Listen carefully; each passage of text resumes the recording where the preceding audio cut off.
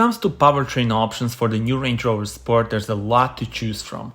Land Rover is offering hybrids, mild hybrid petrol and diesel, but also the new V8 engine. And if you are a fan of electric models, good news, in 2024 a pure electric version will be introduced. Speaking about hybrid models, the new P510e Electric Hybrid combines Land Rover's 3-liter 6-cylinder petrol engine with a powerful 105 kW electric motor and 38.2 kWh battery, producing a total system output of 510 PS.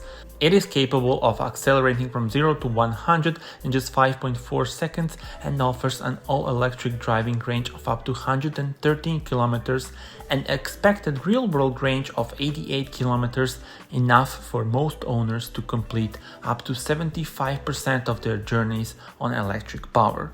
A P510e Electric Hybrid is also available, producing 440 PS.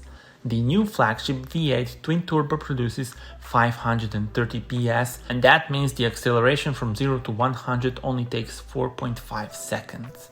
The comprehensive choice of powertrains includes powerful P360 and P400 mild hybrid straight-six petrols and 6-cylinder D250, D300 and D350 mild hybrid diesel engines.